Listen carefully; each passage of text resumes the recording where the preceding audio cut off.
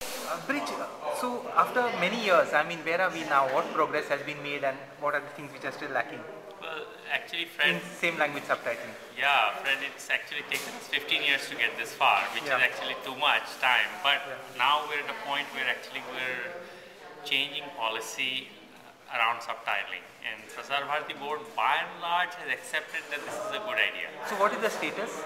So the status is that I presented it to the board in July. They had a fair bit of political issues within Prasar Bharati, so a lot of the day-to-day of Prasar Bharati was held up. But today we are at a stage where actually they have said it's a good idea, now just the money has to be found. And how many states it's being implemented in? So right now it's implemented in 8 languages.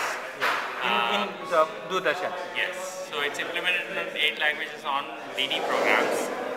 So roughly, 8 states and more, because the Hindi language covers many more states. So we're doing that. A few million, a few 100 million. Currently, 200 million people are getting reading practice half an hour a week. I see. We would like to make it 5 hours a week. In fact, we would like to make reading inescapable. Actually, this idea that at least I believe that in India, it should be possible for anyone to become literate very easily. And if you can just integrate that reading into their entertainment. So could it spell multilingual skills at some level? Could it could the project move in other directions apart from literacy? Absolutely, language learning. I mean, English language learning, there's such a pent-up need and demand for that. And the fact that they're now subtitling these English films is great, because a lot of people in... on which channels? On Star Movies, on HBO, on Z Cinema. All these English films are being shown with the dialogue subtitled in English. They of course did it so that people could understand the dialogue. Yeah. Right? But they're teaching them unwittingly. Yes, yes. So people are actually using it to learn English language. Because so what is the bottleneck in subtitling? Is it the skill, is it the language, is it a cost, or all? The bottleneck is never the technology. Yeah. And it's never the cost. Okay. It's policy mindset.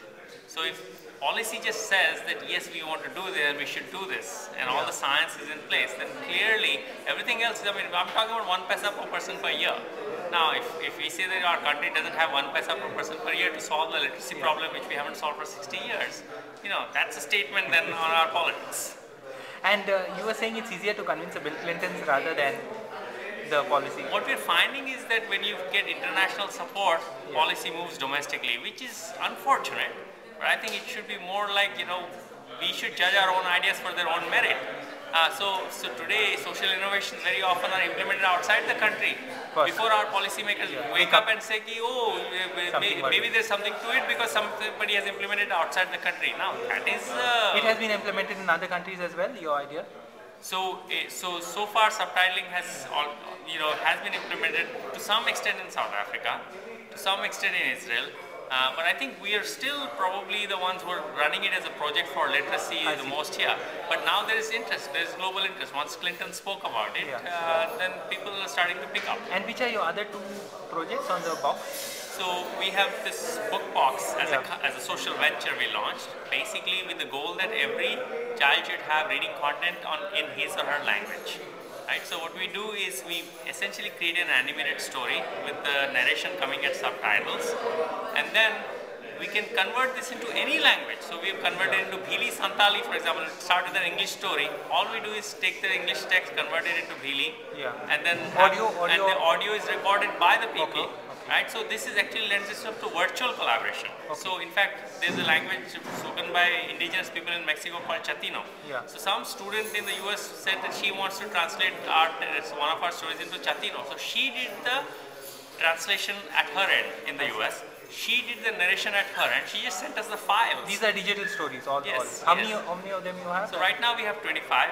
We've also started a Living Legend series. I see. So in this, what we've done is we've taken 5 incidents from the life of Abdul Kalam and 5 incidents from the life of Kiran Bedi. And we've made animated stories out of them, and as well as printed books. I see. Now next is Azim Premji. So he has also agreed to kind of let us, and these are authored by them. I see.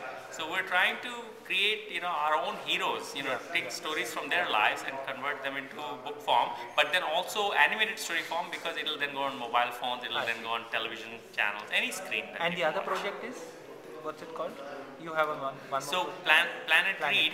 So Planet Read is basically subtitling of song-based programming around the world, right? So we now pushing policy in India, and it's a strategic reason why we're doing it in India first, because once it's implemented in India, it works. Actually, the whole world gets interested in it. So first, scale it up in a massive way in India. Right, because you have the numbers here, because it's because the conditions in India are so challenging. I see. And so diverse. If it works here, it will work anywhere. If it works here, chances are that it will work certainly in countries in Africa. Of course, one has to still be specific there, and I'm not saying the Bollywood content in Africa. I'm saying their own local content, music content in their own language. Thank you so much.